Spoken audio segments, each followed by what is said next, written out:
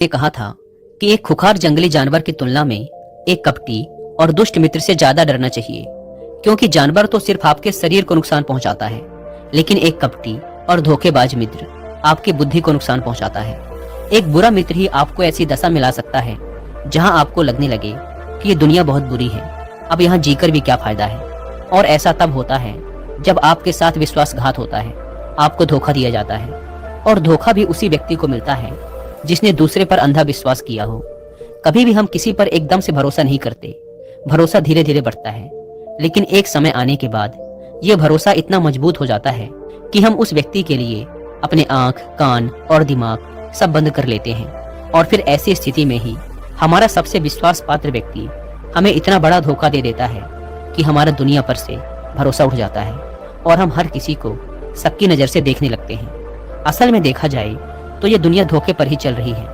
हम अपनी जिंदगी में कभी न कभी, कहीं न कहीं, किसी न किसी को धोखा देते ही रहते हैं, और दूसरे लोग भी हमें धोखा दिए जा रहे हैं। दूसरे धोखा दे तो बात समझ भी आती है, लेकिन हम तो वर्षों से खुद को ही धोखा देते आ रहे हैं। हम स्वयं को ऐसी ऐसी बातें समझा देते हैं जिससे हमें सच्चाई का सामना न करना पड़े और हम छोटी दुनिया में ही खोए रहें। धोखा या विश्वासघात दो धारी तलवार की तरह होता है। हमें लगता तो है कि हम सामने वाले को धोखा देकर उसे मूर्ख बना रहे हैं, लेकिन ये धोखे की तलवार आज जितनी गर्दन सामने वाले की काटती है, भविष्य में उतनी ही गर्दन हमारी भी कटती है। दोस्तों, आज के इस बौद्ध कहानी के माध्यम से जानेंगे कि हम खुद को धोखे या विश्वासघात से कैसे बचा सकते हैं, और वीडियो के अंत में हम ऐसी 10 निशानियों के बारे में भी जानेंगे जो एक धोखेबाज और झूठे व्यक्ति में पाई जाती है। एक युवा व्यक्ति बहुत ही क्रोधित अवस्था में पहाड़ी की चोटी से कूदकर आत्महत्या करने जा रहा था। जैसे ही वह पहाड़ी के शिखर पर पहुंचा, वह जोर से चिल्लाया, यह दुनिया इतनी बुरी क्यों है? यहाँ सब इतने स्वार्थी क्यों हैं? अब मेरे जीने का कोई फायदा नहीं। उसी पहाड़ी के शिखर पर एक बौद्ध भिक्षु अपने ध्यान साधना में लीन थे। इस युवा व्यक्ति की तेज क्रोधित आवाज को सुनकर वे ध्यान से जागे। उन्होंने देखते ही समझ लिया कि युवा व्यक्ति यहाँ आत्महत्या करने आया है। वह व्यक्ति पहाड़ी से कूदने ही वाला था कि बौद्ध भिक्षु उसका हाथ पकड़कर उसे पीछे खींचते हुए बोले, क्या हुआ? आगे का रास्ता खत्म हो गया क्या? युवा व्यक्ति ने कहा, कैसा रास्ता? यहाँ तो कोई रास्ता ही नहीं है। मैं तो यहाँ से कूदकर आत्महत्या करने वाला हूँ। बौद्ध भिक्षु ने कहा, मरना तो एक दिन सभी को है, लेकिन तुम्हें इतनी जल्दी क्यों है? युवा व्यक्ति ने कहा, क्योंकि ये दुनिया रहने लायक नहीं है। यहाँ सब स्वार्थी हैं, सब धोखेबाज हैं। मैंने जिस पर भी भरोसा किया, सभी ने मुझे धोखा दिया। मेरे सगे भाई ने मुझे धोखा दिया, मेरे मित्रों ने मुझे धोखा दिया, लेकिन आज तो हद ही हो गई। मेरी पत्नी ने भी मुझे धोखा दे दिया। वो एक अमीर व्यापारी के साथ चली गई। इतने सारे धोखे मिलने के बाद अब मेरा इस दुनिया में जीने का कोई मतलब नहीं। इस स्वार्थी दुनिया में कोई भी भरोसे के लायक नहीं, इसीलिए मैं आत्महत्या करने जा रहा हूँ। बौद्ध भिक्षु ने कहा, क्या तुम स्वार्थी नहीं हो? क्या तुम पर भरोसा किया जा सकता है? व्यक्ति ने कहा, मैंने आज तक किसी को धोखा नहीं दिया, किसी के साथ विश्वासघात नहीं किया। आप चाहो तो मेरे गांव में जाकर भी पूछ सकते हो। लोग ही अक्सर मेरा फायदा उठाते रहते हैं, लेकिन मैंने आज तक किसी के साथ बुरा नहीं किया। बौद्ध भिक्षु ने कहा, मैं तुम पर भरोसा नहीं कर सकता। तुम्हें मुझे ये सिद्ध करके दिखाना पड़ेगा कि तुम एक स्वार्थी व्यक्ति नहीं हो। व्यक्ति ने पूछा, ये सिद्ध करने के लिए मुझे क्या करना पड़ेगा? भिक्षु ने कहा, तुम्हें अगले 1 साल तक मेरे साथ मेरे आश्रम में रहना पड़ेगा। तब जाकर मैं जान पाऊंगा कि तुम एक ईमानदार व्यक्ति हो या फिर तुम भी दूसरों की ही तरह स्वार्थी और धोखेबाज हो। व्यक्ति ने कहा, ठीक है, मैं आपके साथ आपके आश्रम में 1 साल तक रहूंगा और खुद को सिद्ध करके दिखाऊंगा। बौद्ध भिक्षु उस युवा व्यक्ति को अपने साथ अपने आश्रम में ले आए और उसे अपना शिष्य बना लिया। अगले दिन सुबह होते ही बौद्ध भिक्षु ने उस नए शिष्य को अपने पास बुलाया और कहा, मुझे तुम पर भरोसा तो नहीं है, लेकिन फिर भी तुम जाओ और भिक्षा मांग कर लाओ। तब तक मैं तुम्हारे दूसरे गुरु भाइयों को शिक्षा देता हूँ। उस युवा शिष्य ने गुरु को प्रणाम किया और भिक्षा मांगने के लिए चल पड़ा। उसने आज से पहले कभी भिक्षा नहीं मांगी थी, इसीलिए उसे भिक्षा मांगने में बड़ी तकलीफ हो रही थी। उसके मुंह से भिक्षा के लिए शब्द नहीं निकल रहे थे। उसका अहंकार उसे भिक्षा मांगने से रोक रहा था, लेकिन उसके अंदर एक अहंकार और उमड़ रहा था, गुरु को गलत सिद्ध करने का अहंकार। इसलिए उसने भिक्षा मांगी और उस भिक्षा को लेकर वापस गुरु के पास पहुंचा। उसके हाथ में भिक्षा देखकर गुरु ने कहा, तुम कुछ तो भरोसे के लायक हो। मुझे लगा था कि तुम भिक्षा नहीं मांग पाओगे, लेकिन तुमने मुझे गलत सिद्ध कर दिया। आओ मेरे साथ मेरी कुटिया में चलते हैं, वहां मैं तुम्हें कुछ दिखाना चाहता हूँ। गुरु उस शिष्य को अपने साथ अपनी कुटिया में ले गए। वहां कुटिया में लटक रही थी। गुरु ने मटकी की ओर इशारा करते हुए कहा, उस मटकी को देख रहे हो? उसमें जहर रखा हुआ है, और जहर भी ऐसा है कि अगर किसी को दे दो तो व्यक्ति बड़े आराम से मर सकता है और किसी को पता भी नहीं चलेगा कि उसकी मौत कैसे हुई। युवा शिष्य ने कहा। लेकिन गुरुदेव, आप ऐसा मुझे क्यों बता रहे हैं? बौद्ध भिक्षु ने कहा, मैं बस तुम्हें सावधान कर रहा हूँ कि कभी इसे गलती से खा मत लेना। कुछ दिनों बाद गुरु अपने शिष्यों के साथ एक जंगल से गुजर रहे थे। तभी कुछ जंगली लुटेरों ने अचानक उन पर हमला कर दिया। सभी शिष्य अपनी अपनी जान बचाकर इधर उधर भागने लगे, लेकिन ज्यादा उम्र होने की वजह से गुरु नहीं भाग पा रहे थे। यह बात उस युवा शिष्य ने अनुभव की और वह बहादुरी का प्रदर्शन करते हुए अपने गुरु को डाकुओं से बचाकर आश्रम तक सुरक्षित ले आया। आश्रम पहुंचकर गुरु ने उस शिष्य की सभी के सामने बहुत प्रशंसा की और कहा, तुम सभी लोगों से अच्छा तो मेरा यह नया शिष्य है, जिसने अपनी जान पर खेलकर मेरी जान बचाई और मुझे सुरक्षित यहाँ तक ले आया। आज से मुझे इस पर पूरा भरोसा है। उस दिन के बाद से हर सुबह जब भी गुरु उस शिष्य से मिलते तो उससे एक बात जरूर कहते, मुझे तुम पर पूरा भरोसा है। धीरे धीरे गुरु का उस शिष्य पर भरोसा बढ़ता चला गया और वह इतना बढ़ गया कि गुरु ने एक दिन शिष्य को अपने पास बुलाया और कहा, मेरा कोई पुत्र नहीं है, लेकिन तुम मेरे पुत्र जैसे ही हो। अब मेरी उम्र हो चुकी है, मैं बूढ़ा हो गया हूँ, इसीलिए मैं चाहता हूँ कि मेरी मृत्यु के बाद इस आश्रम की बागडोर तुम अपने हाथों में ले लो। शिष्य ने कहा, गुरुदेव, अगर आपकी यही इच्छा है तो मैं आपकी खुशी के लिए ये जिम्मेदारी भी उठाऊंगा। इतना कहकर शिष्य वहां से चला गया। कुछ दिनों बाद गुरु बीमार पड़ गए तो उन्होंने आश्रम के सभी शिष्यों को बुलाकर यह घोषणा कर दी कि मेरे बाद इस आश्रम का संचालन ये युवा शिष्य करेगा। धीरे धीरे दिन बीतने लगे और उस युवा शिष्य के मन की बेचैनी बढ़ने, दिन प्रतिदिन अच्छा होता जा रहा था। अब तो उसके सब्र का बाण भी टूटने लगा। उसके रातों की नींद चली गई। वह हर समय यही सोचता रहता कि कैसे गुरु को रास्ते से हटाया जाए और किसी को पता भी न चले। कभी वह सोचता कि गुरु को नदी में धक्का दे देता हूँ, लेकिन अगले ही पल उसे ख्याल आया कि गुरु तो अच्छे तैराक हैं, वो तैरकर बाहर आ जाएंगे। फिर कभी सोचता कि गुरु को गला दबाकर मार देता हूँ, सब जानते हैं कि मैं गुरु का भरोसेमंद हूँ, इसलिए मुझ पर किसी को शक भी नहीं होगा। लेकिन फिर वह सोचता कि अगर थोड़ी सी भी चूक हुई तो इससे बात बिगड़ भी सकती है। मुझे कोई ऐसा तरीका ढूंढना होगा जिसमें गुरु की मौत भी हो जाए और सभी को यही लगे कि यह एक स्वाभाविक मृत्यु थी और भगवान को यही मंजूर था।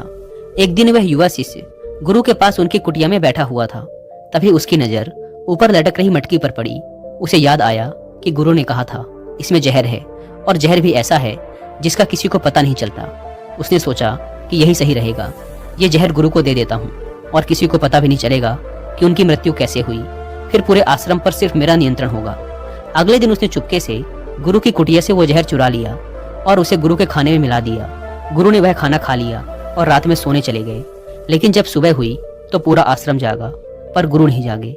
शिष्यों ने गुरु की कुटिया में जाकर देखा तो पता चला कि गुरु की तो मृत्यु हो गई है। जब यह बात उस युवा शिष्य को पता चली तो वह अंदर ही अंदर बहुत खुश हो गया और आश्रम को अपने नियंत्रण में लेने का काम शुरू कर दिया। उसी आश्रम में गुरु का एक सबसे पुराना शिष्य भी था।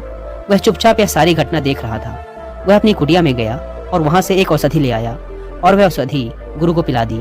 थोड़ी ही देर में गुरु की चेतना लौट आई और वह एकदम स्वस्थ होकर बैठ गए। यह सब देखकर उस युवा शिष्य के पैरों तले जमीन खिसक गई।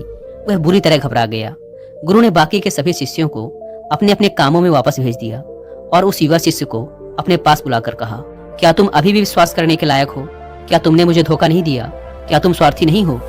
वह शिष्य गुरु के चरणों में गिर पड़ा और बोला, पता नहीं यह अपराध मुझसे कैसे हो गया। मैंने आज से पहले तो कभी किसी को धोखा नहीं दिया था। लोग ही मुझे धोखा देते आए हैं, लेकिन पता नहीं क्यों और कैसे मैंने आज आपको धोखा दे दिया।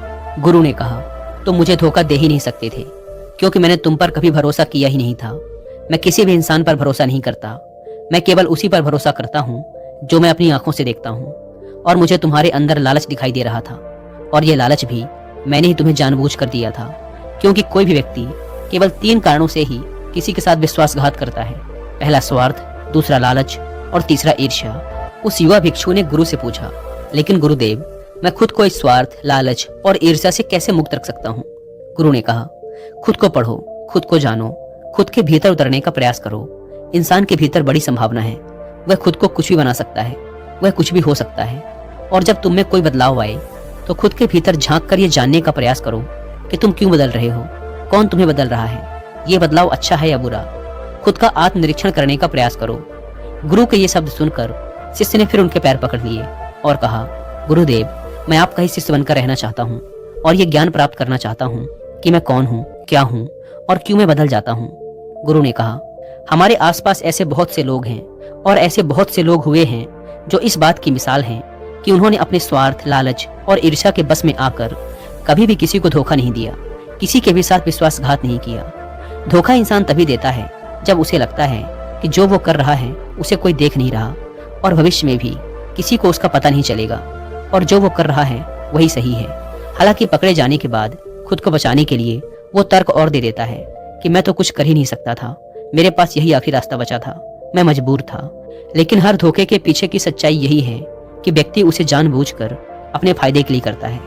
गुरु ने शिष्य की आंखों में देखते हुए कहा, याद रहे, हम जब भी किसी को धोखा देते हैं तो हम उसकी आंतरिक चेतना को ठेस पहुंचाते हैं और वह इतनी बुरी तरह आहत हो जाता है कि उसका किसी पर भरोसा नहीं रह जाता और वह अंदर से बहुत दुखी और खुद को बड़ा अकेला महसूस करने लगता है। इसीलिए अगर तुम चाहते हो कि तुम्हें कोई धोखा न दे पाए तो अपनी आंख, कान और दिमाग को खुला रखो। लोगों पर भरोसा तो करो, लेकिन इतना भी भरोसा मत करो कि वो तुम्हारा फायदा उठाने लग जाएं। हमेशा अपने सबसे महत्वपूर्ण कामों का नियंत्रण अपने हाथ में रखो और कभी भी अपने जीवन की बागडोर किसी दूसरे के हाथों में मत दो। और बीच बीच में खुद की भी जांच पड़ताल करते रहो कि जिस धोखे से तुम बचना चाहते हो कहीं वैसा ही धोखा तुम तो किसी दूसरे के साथ नहीं कर रहे हो।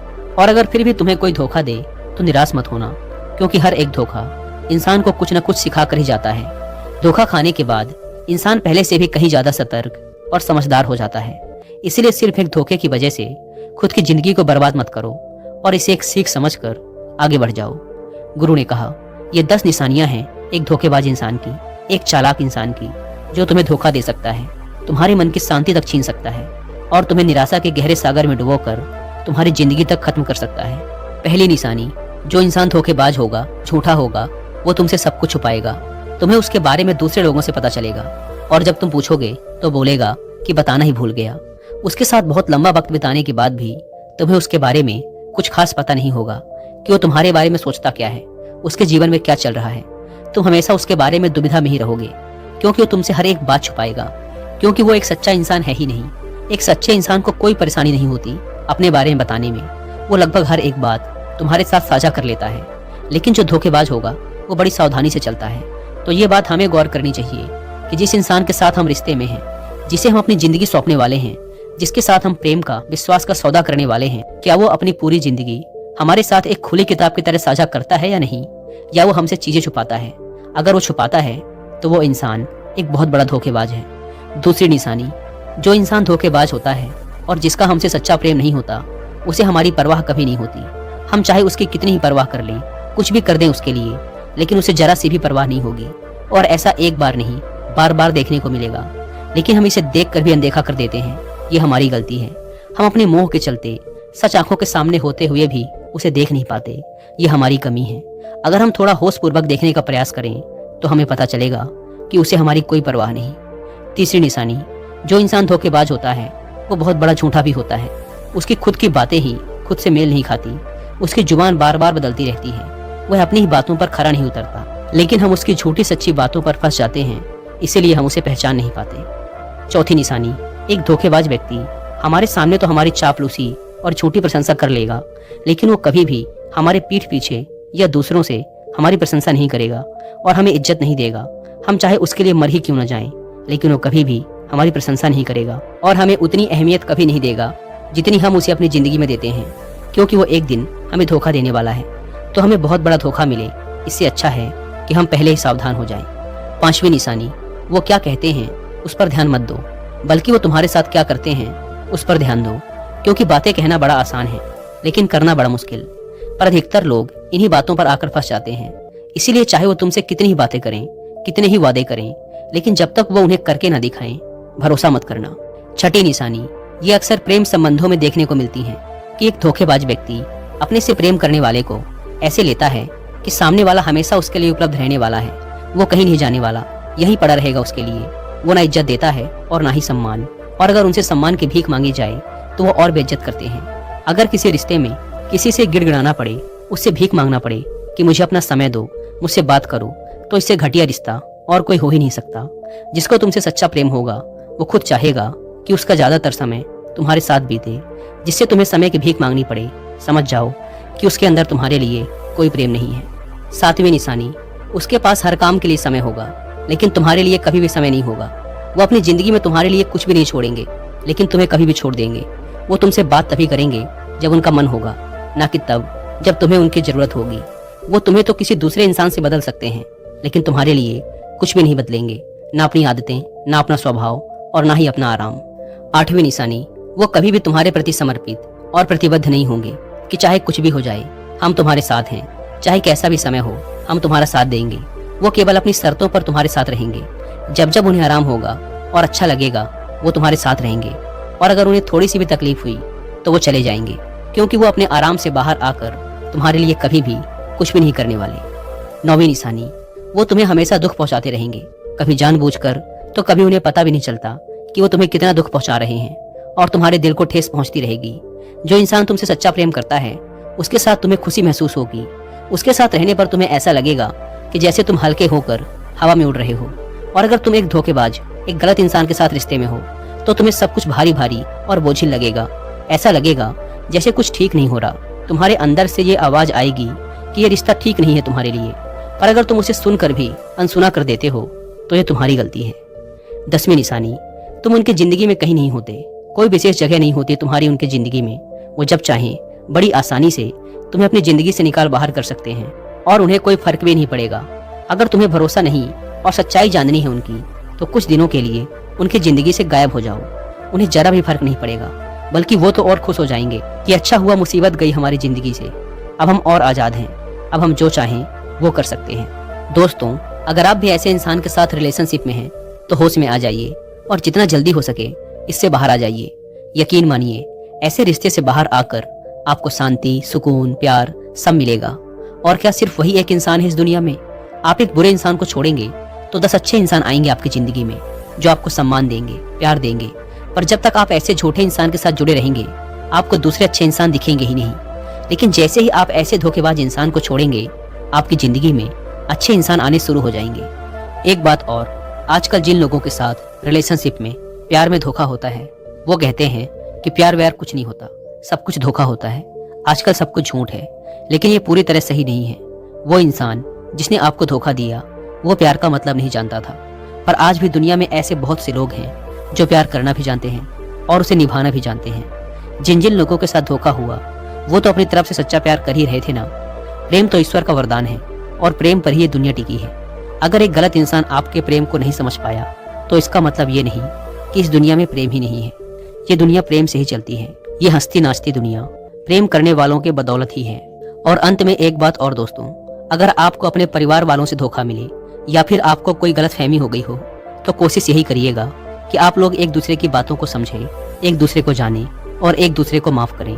क्योंकि दोस्तों, आपको बहुत सारे लोग मिल जाएंगे लेकिन आपके परिवार जैसे लोग आपको पूरी दुनिया में कहीं और नहीं मिलेंगे। हाँ, उनकी बात अलग है जो आपके परिवार से थोड़े बाहर के लोग हैं, जैसे आपका मित्र, कोई दूर का सगा संबंधी या फिर कोई पड़ोसी। लेकिन परिवार के लोगों को माफ करने में ही समझदारी है। दोस्तों, मुझे उम्मीद है कि आपको ये वीडियो पसंद आई होगी।